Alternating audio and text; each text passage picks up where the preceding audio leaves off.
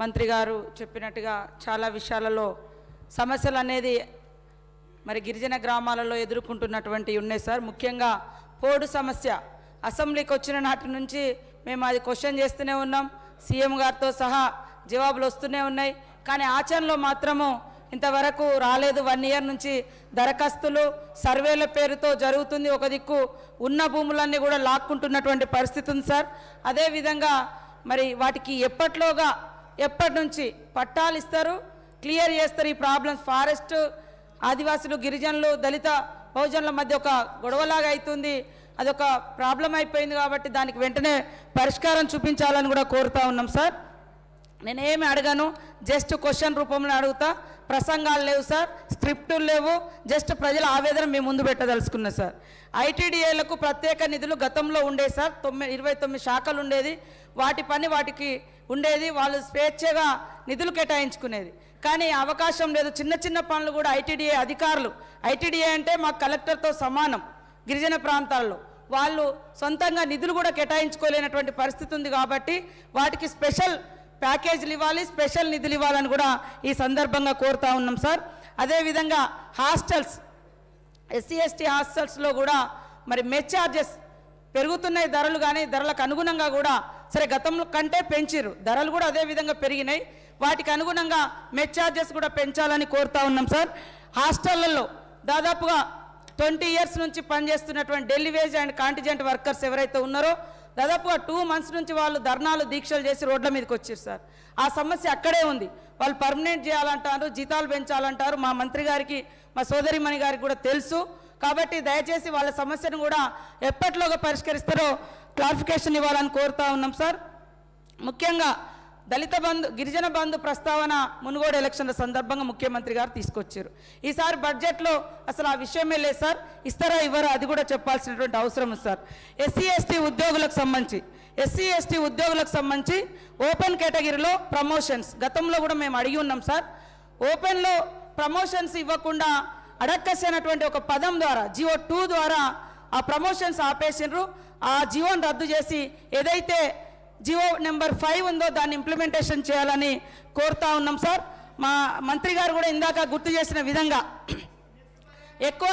ఎక్కువ ఉద్యోగాలు జియో నెంబర్ 3 ద్వారా పొందినటువంటి ఆదిలాబాద్ నుంచి మరి ఖమ్మం దాకా కానీ మరి గిరిజన ప్రాంతాల్లో పొందినటువంటి ఉద్యోగులకు ప్రమోషన్లకు వచ్చేసరికి ఆ జియో రద్దయింది. కాబట్టి ప్రమోషన్లు ఇవ్వమని జనరల్ కేటగిరీలో లేదా ఉన్న రిజర్వేషన్లలోనే సర్ది పెట్టాలని చూస్తూ ఉన్నారు. కాబట్టి స్పష్టమైనటువంటి ఆదేశాలు కింది స్థాయి అధికారులకు ఇచ్చి ఒక మొక్క అయితే జియో నెంబర్ 3 ద్వారా పెట్టడం జరిగింది సార్. దాన్ని ఇంక ఎదగొద్దు, మీరు వచ్చారు కానీ మీకు ప్రమోషన్లు లేవంటే ఇది ఎంతవరకు కరెక్ట్ సార్? కాబట్టి వెంటనే మా మంత్రి గారు టీఎస్సీ మీటింగ్ పెట్టి మరి దాని మీద ఒక జియో నెంబర్ 3కి సంబంధించి దానికి బదులు ఒక ఆర్డినెన్స్ తీసుకొస్తారా, ఒక స్పెషల్ జియో తీసుకొస్తారా, దాన్ని పునరుద్ధరించుకునే విధంగా కృషి చేయాలని కూడా నేను ఈ సందర్భంగా కోరుతా ఉన్నాను సార్. అదేవిధంగా రోడ్లు సార్, రోడ్లకు సంబంధించి మా మంత్రి గారు ఇచ్చిర్రు ఈ మధ్యకాలంలో. అదేవిధంగా నక్సల్స్ ఎఫెక్టెడ్ కింద కూడా చాలా రోడ్లు 100 కోట్ల వరకు మా జిల్లాలో ఇచ్చిర్రు సార్. కానీ ఫారెస్ట్ అధికారులు రోడ్లను ముట్టనిస్తలేరు. ఇంకేం లాభం సార్? వచ్చి ఎక్కడ వేసిన గొంగడు అట్లనే ఉంది. కాబట్టి ఒక అధికారిని, స్పెషల్ అధికారిని నియమించి ఆ రోడ్లు అమలయ్యే విధంగా చూడాలని కోరుతా ఉన్నాం సార్. ఫారెస్ట్ ఇబ్బందులు లేకుండా చేయాలని కోరుతా ఉన్నాం సార్. గిరివికాస బోర్లు నిధులు కేటాయించిన అక్కడ పోయి బోర్ వేసే టైంకు బోర్ను సీజ్ చేస్తూ ఉంటారు. బోర్ వేసిన కాడ కరెంట్ కనెక్షన్ ఉండట్లేదు, ఇవ్వట్లేదు. ఏమంటే ఐటీడీఏలో నిధులు లేవు. ఇట్లాంటి ప్రాబ్లమ్స్ ఐటీడీఏలు కూడా ఎదుర్కొంటా ఉన్నాయి. కాబట్టి ఐటీడీఏలకు స్వేచ్ఛ ఇవ్వాల్సిన అవసరం ఉంది సార్. కొమ్రం భీం గారి పోరు జిల్లాలు, పోరు గ్రామాలు ఆదిలాబాద్లో వారితో పోరాటంలో పాల్గొని ఆ రోజు ఉన్నటువంటి మరి పోరు గ్రామాలు 16 గ్రామాలకు ముఖ్యమంత్రి గారు అక్కడికి వెళ్ళినప్పుడు ఇండ్లు కానీ రోడ్లు కానీ అవన్నీ సౌకర్యాలు ఇస్తామన్నారు సార్. అవి అమలు కాలేదు. దయచేసి వాటిని కూడా పరిగణలోకి తీసుకొని నిధులు కేటాయించాలని కోరుతా ఉన్నాం. అదేవిధంగా నియోజకవర్గానికి 2000 ఇండ్లు అన్నారు సార్. ఫస్ట్ ఎప్పుడు 2014లో ఇండ్లు కేటాయించారు. అప్పటి నుంచి ఇప్పటి వరకు మళ్ళీ ఇండ్లు రాలే. మరి ఎక్కడెక్కడ ఇండ్లు కూలిపోయి పేదలు, దళితులు, గిరిజనులు, బహుజనులు, మైనార్టీలు, అగ్రకులాలు కూడా పేదవాళ్ళకి ఇండ్లు లేక పాలిథిన్ కవర్లలో ఉంటున్నారు. దయచేసి మాలాంటి వెనుకబడ్డ నియోజకవర్గాలకు, అత్యధికంగా వెనుకబడ్డ కులాలు ఉన్నటువంటి నియోజకవర్గాలకు మరి నిధులు కేటాయించాలని, ఇల్లు కేటాయించాలని ఈ సందర్భంగా కోరుతా ఉన్నాం సార్. అదే విధంగా ఐకేపీకి సంబంధించి మరి మహిళా సంక్షేమం సంబంధించి విఏ మహిళా సంక్షేమం ఉంది, మేడం చెప్పింది కదా, మేడం చెప్పింది విఏ ఐకేపీ ఉద్యోగుల జీతాల పెంపు, ఉద్యోగ భద్రత అడుగుతా ఉన్నారు sir.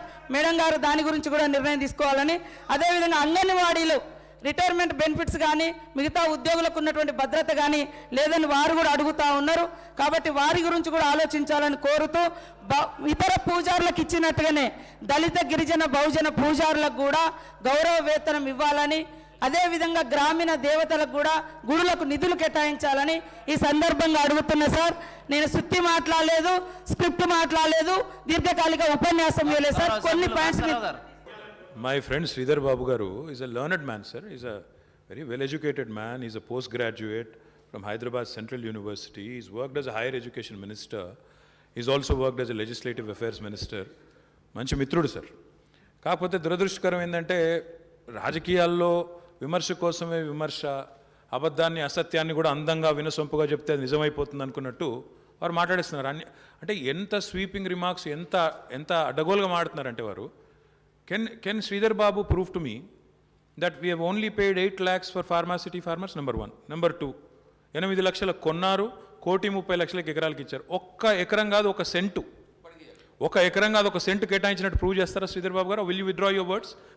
Will you tender an apology to the government? అంటే ఇంత అడ్డగోలుగా బయట రాజకీయ వేదికల మీదేమో అడ్డగోలుగా మాట్లాడతారు సార్. ఎట్లా ఉందంటే వీళ్ళ ఉపన్యాస ధోరణి, బయట చూస్తేనేమో అరాచకంగా మాట్లాడుతున్నారు, ఇక్కడికి వస్తే కూడా అదే మరి వాళ్ళ సావాస దోషం అంటారు అధ్యక్ష, సావాస దోషం అంటారు. పాపం శ్రీధర్ అన్న మంచోడు, బాగా విద్యాధికుడు, మా బట్టన్న కూడా మంచోడు. సావాస దోషం ఏంటంటే వాళ్ళ పార్టీకి ఒక అధ్యక్షుని పెట్టుకున్నారు అధ్యక్ష. ఇక ఆయన పేరు, ఆయన గురించి నేను చెప్పను కానీ, ప్రగతి భవన్ను బాంబులతో బద్దలు కొడతాం, బయట బ్లాక్మెయిల్ చేస్తాం, రైట్ టు ఇన్ఫర్మేషన్ యాక్ట్ని రూట్ టు ఇన్కమ్గా మార్చుకుంటాం, ఆర్టీఐ పేరిట అడగోలుగా బ్లాక్మెయిల్ దందాలు చేస్తాం. అధ్యక్ష అందరికీ తెలుసు అధ్యక్ష, ఇప్పుడు వారు చెప్తున్న రంగారెడ్డి జిల్లా, నేను కూడా అదే సబ్జెక్ట్ మాట్లాడుతున్నా, రంగారెడ్డి జిల్లా భూములు, హైదరాబాద్ భూములు, ఇవన్నీ కూడా ఒక మీ దగ్గర దఫ్తర్ నడుస్తుంది మీ పార్టీ అధ్యక్షుని దగ్గర. ఆ దఫ్తర్ సెపరేట్ ఆఫీసులో రిటైర్డ్ తహసీల్దారులతో సహా కొంతమందిని కూర్చోబెట్టుకొని ప్రభుత్వాన్ని, ప్రైవేటు వ్యక్తులను బ్లాక్మెయిల్ చేసి కోట్లాది రూపాయలు వసూలు చేసే వాళ్ళకి ధరణి వల్ల ఇబ్బంది ఉంటుంది సార్. శ్రీధర్ బాబు గారికి ఉండకూడదు.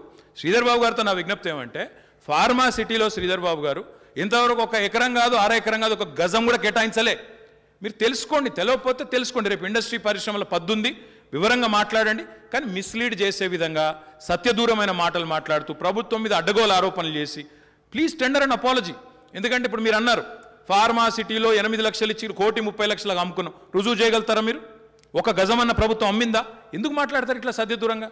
దయచేసి let him withdraw those words or otherwise please you have to expunge from records. ఎందుకంటే సత్యదూరమైన మాటలు మాట్లాడి ప్రభుత్వం మీద బద్నాం చేసి ఏదో రాజకీయంగా లబ్ధి పొందుదామనుకునే ప్రయత్నం ఏదైతే వారు చేస్తున్నారో, దయచేసి విఘ్నులైన శ్రీధర్ బాబు గారు ఉపసంహరించుకోవాలి, లేదా మీరన్నా తొలగించాలని కోరుతా ఉన్నాను. నేను గౌరవ మంత్రి గారిని కోరుతా ఉన్నా అధ్యక్ష. If my statistics of my price what have been quoted is wrong, I stand corrected. But the point here is, మీరు ఎంత ఇస్తున్నారో చెప్పమన్నాడు అధ్యక్ష. ఎంత ఇస్తా ఉన్నారు, ఎంత అమ్మబోతారో ఉన్నారు. శ్రీధర్ బాబు గారు ఒక్కరి బయట మాట్లాడుతున్నప్పుడు రాజకీయంగా మీరేం మాట్లాడుతున్నారో అది బయటకు తెలుసు. దిస్ హౌస్ పవిత్రమైనటువంటి సభ. ఇందులో మాట్లాడేటప్పుడు వాస్తవాల విరుద్ధంగా మాట్లాడడం ఇలాంటి వరకు తగది. ఎందుకంటే మీరు చాలా హైలీ క్వాలిఫైడ్ మ్యాన్. కాబట్టి మీరు మాట్లాడేటప్పుడు కూడా కొన్ని అసత్యాలు మాట్లాడితే అందరికి బాధాకరం ఉంటుంది. బయట మాట్లాడడం వేరు, రాజకీయం మాట్లాడడం వేరు, కానీ సభలో మాట్లాడడం అది మంచి పద్ధతి కాదు. You withdraw that word. Kindly withdraw your word. Sir, I stand corrected if I am not right. Sir, my point, sir, నేనేం అడుగుతున్నాను సార్, రైతులు ఇబ్బంది పడతా ఉన్న సందర్భంలో కన్సెంట్ అవార్డుని సంబంధించిన అంశం వచ్చింది. అనేక రెవెన్యూ అంశమే అధ్యక్ష. ఇది కన్సెంట్ అవార్డు ఇవ్వకుండా ఈరోజు జనరల్ అవార్డు తయారు చేసే కార్యక్రమం భాగంలో ఈరోజు రాష్ట్ర ప్రభుత్వానికి సంబంధించి, ఎందుకంటే నా దగ్గర అనేక ల్యాండ్స్కి సంబంధించి ఈరోజు ప్రాజెక్టు పనులు నడుస్తూ ఉన్న సందర్భంలో మీరు మొదలుపెట్టిన కాళేశ్వరం ప్రాజెక్ట్ సంబంధించి జనరల్ అవార్డు నడుస్తూ ఉన్నారు, కన్సెంట్ అవార్డు ఇచ్చి ఆ విధంగా ఇబ్బంది పడతా ఉన్నారు అధ్యక్ష. ఈరోజు నేను చెప్తా ఉన్నాను రెవెన్యూకి సంబంధించి మినిస్టర్ గారు స్పెసిఫిక్ ఐటమ్ జారీ అయ్యారు. నో సార్ ఆ విషయంలో నేను అడుగుతున్నాను, kindly withdraw that word because